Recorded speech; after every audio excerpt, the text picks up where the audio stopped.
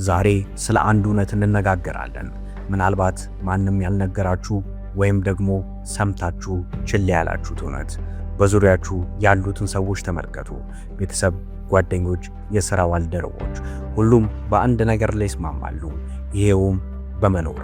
ግን ስንቶቻችንን በትክክል የምንኖረው? ስንቶቻችንን ለራሳችን ዋጋ የምንሰጠው? ስማኝ፣ በዚህ ዓለም ላይ ሰዎች ይመጣሉ፣ ይሄዳሉ። ጓደኝነት ልክ እንደ አየር ንብረት ይለዋወጣል። ዛሬ አልለይህም ያለ ሰው ነገ ስምህን እንኳን ላያነሳው ይችላል።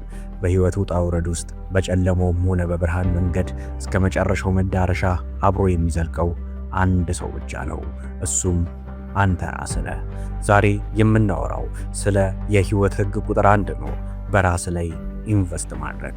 ሰላም የዚህ ቻናል ቤተሰቦች፣ ይህ ቪዲዮ ለማን እንደሚጠቅም አይታወቅምና ሼር በማድረግ ለብዙዎች አዳርሱት። አብራችሁን ቆዩ። ብዙ ጊዜ ኢንቨስትመንት ሲባል አእምሯችን ወደ አክሲዮን፣ ወደ መሬት ወይም ወደ ንግድ ይሄዳል። አዎ እነዚያ በጣም አስፈላጊ ናቸው። ግን መሬት ቢወረስ፣ ንግድ ቢከስር ምን ያተርፋል? የሚያተርፍህ በአእምሮ ውስጥ ያለው እውቀት ብቻ ነው። በራስ ላይ ኢንቨስት ማድረግ ማለት ዝም ብሎ ሶሻል ሚዲያ ላይ ስክሮል በማድረግ ሰዓት ከማጥፋት ይልቅ አንድ ነገር መማር ነው። ሰውነታችን ምግብ እንደሚፈልገው ሁላ አእምሯችንም እውቀት ይርበዋል። መጽሐፍ ማንበብ፣ ስልጠናዎችን መውሰድና ካንተ የተሻለ እውቀት ካላችሁ ሰዎች ጋር መዋል ትልቁ ኢንቨስትመንት ነው። ጥንካሬስ ምንድን ነው? ድክመትስ? የት መድረስስ ትፈልጋለህ? እነዚህን ጥያቄዎች መመለስ በራስ ላይ የመዋዕለ ንዋይ ፍሰት እንደመጀመር ነው። እውቀትህንም አሳድግ። አንተ ዛሬ ያለህበት ቦታ ትላንት ባሰብከውና ባወቅከው ልክ ነው። ነገ የምትደርስበት ቦታ ደግሞ ዛሬ በምታውቀውና በምትማረው ልክ ይሆናል። ዓለም በየቀኑ እየተቀየረች ነው። የዛሬ 10 ዓመት የነበረው እውቀት ዛሬ ላይ ሰራ ይችላል። ስለዚህ ተምሬ ጨርሻለሁ የሚል አስተሳሰብ ካለ ያኔ ነው መውደቅ የምትጀምረው። በራስ ላይ ኢንቨስት ስታደርግ ማንም ሊቀማ የማይችለውን ሀብት እያጠራቀምክ ነው። አንድ ጸሐፊ ለ30 ዓመት የለፋበትን ልምድ አንተ በ300 ገጽ መጽሐፍ ውስጥ በሳምንት ታገኘዋለህ። ይህ ማለት የ30 ዓመት የህይወት ጉዞውን በአቋራጭ መጓዝ ማለት ነው። ዲጂታል ማርኬቲንግ፣ ቪዲዮ ኤዲቲንግ፣ የንግግር ጥበብ ወይም የገንዘብ አያያዝ፣ ዘመኑ የሚፈልጋቸውን ነገሮች። እነዚህን ክህሎቶች በገንዘብ የማይተመኑ መሳሪያዎች ናቸውና ተጠቀምባቸው። ማንነትህን አርቅ፣ ዲሲፕሊን ይኑርክ። እውቀት ብቻውን በቂ አይደለም። ማንነት ካልተገነባ እውቀት ዋጋ ያጣል። በራስ ላይ ኢንቨስት ማድረግ ማለት ዲሲፕሊን መገንባት ማለት ነው። ስሜት ዛሬ ተኛ ሲለ፣ ዓላማ ግን ተነሳና ስራ የሚል ከሆነ ዓላማህን መከተል ብቻ አለብህ። ለወሬ ለጊዜ ገዳይ ጓደኞች፣ ለሱስና ለከንቱ ግብዣዎች አይ ማለት ትልቅ የራስ ግንባታ ስራ ነው። ሰውነት የምትኖርበት ቤት ነው። ጤናማ ምግብ መመገብ፣ ስፖርት መስራትና በቂ እረፍት ማድረግ በራስ ላይ የምታደርገው ትልቁ ኢንቨስትመንት ነው። ምክንያቱም ጤና ከሌለ ያከማቸው እውቀትና ገንዘብ ትርጉም የላቸውም። የሰዎች መምጣትና መሄድ በህይወት ላይ ምን ጫና እየፈጠረብህ ነው? ይህንን ክፍል በጥንቃቄ ብትሰማኝ ደስ ይለኛል።